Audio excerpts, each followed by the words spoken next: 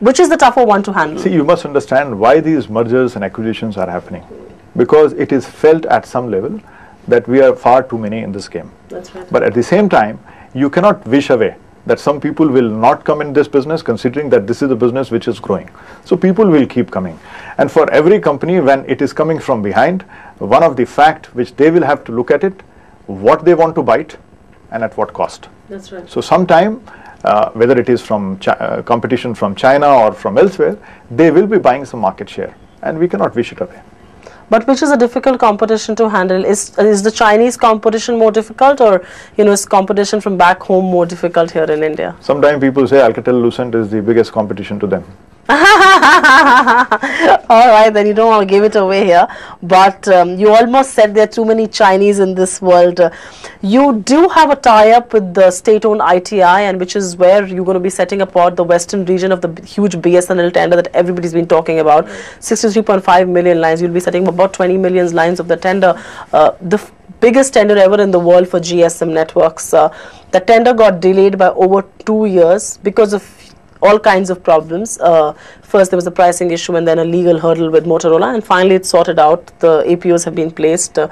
You're looking forward to that business, I'm sure, but hasn't this delay really not done well for your business? Our relationship with ITI is to transfer technology for different type of technology. Let us come to the GSM side. We have transferred this technology to them, and according to that, they are manufacturing it in Mankapur and Raebareli. So they have put up the machinery and doing it. If you ask me a question whether this delay has hampered the growth of ITI, my answer is yes.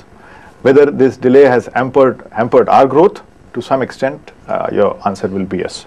Because we would like to do the work as fast as possible in the given environment.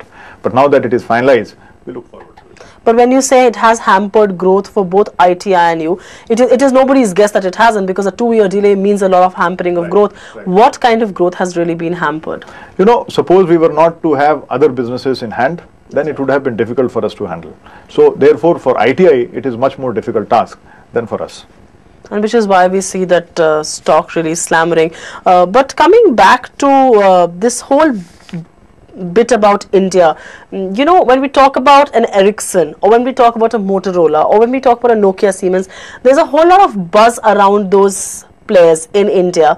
You've done stupendous work here. You've got a whole lot of share in the fixed line and the wired service market. Why is it so that, the buzz is missing when we talk about Alcatel Lucent? Why don't people talk about Alcatel Lucent with the same buzz as they talk about, say, the other players? I think one reason, and there is only one reason, that we don't manufacture phones.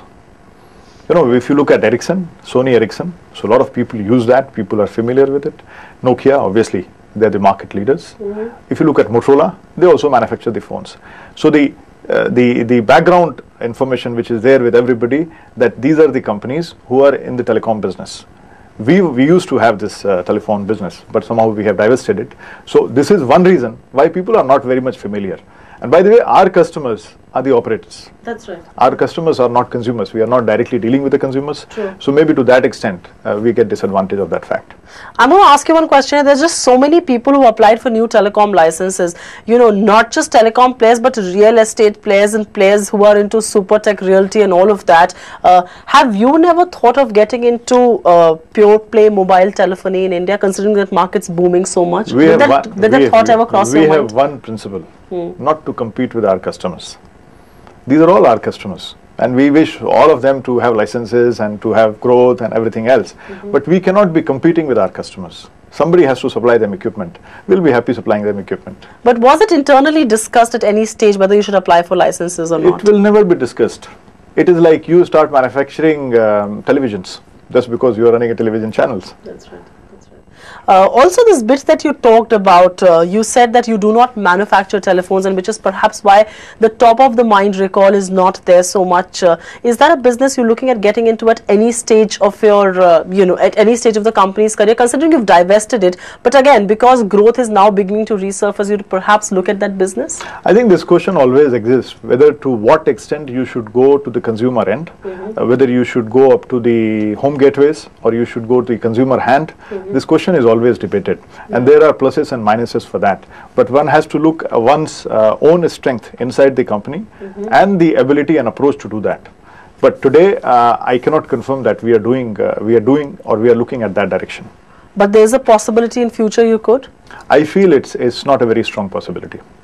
But there's always a possibility. I want to speak to you about your manufacturing bit also. You do manufacture in India. You do manufacture some part of your networks. Because there was a lot of investment coming into India and manufacturing, it has just begun to come into India. Is there a possibility you will be ramping up those manufacturing facilities? And if at all, what would you really see manufacturing there? See, we had considered ITI as our strategic manufacturing association company with. So most of the manufacturing which we want to do in India, till now we are doing with ITI. And depending on the requirement, we can ramp it up. But would you at all go look at going all on your own to manufacture? See, as on date, that plan does not exist because our relationship with ITI is going very well. But in future, if the demand is so much that one company cannot meet it, then obviously we can think about it. Just towards the last leg of my interview, you work both with private operators like a Reliance or a Tata, and you also work with state-owned players like a BSNL and an MTNL, all growing at stupendous speeds. Which are the easier clients to work with? Both are difficult if you are in problem. Both are good. You know, you must understand what they want. They want capacity tomorrow and sometime yesterday. So if you can do it faster, all of them are happy. Their objective is simple. You create a capacity in India, one mobile subscriber is created by spending or investing $60 to $100. And you know the valuation today. The moment that subscriber is put to use, the valuation is $1,000. Okay? So in overnight, it transforms into 10 times. And nobody wants to lose this opportunity. Unfortunately for manufacturer, this is not the case. We supply at 60 and then we recover that 60 over a period of months. Which is why I was asking you that question, that would you ever look at getting into mobile telephony, something that you negated? It's a cycle. Yeah, no, sometime the operator's cycle is better, sometimes the manufacturer's cycle is better. But we also have to say that operators always compete within a limited field, within a limited geography. So when the competition becomes tighter, it becomes difficult there. For us, the whole world is the market. So we can make it somewhere else. So the whole world's your market, as they say. Towards the very last bit of my interview, sir, when you're not selling telecom equipments to telecom operators around the world and specifically in India, what really keeps you occupied? I keep thinking about my customers. Thank you so much for being on the show. Thank you very much. It was a pleasure.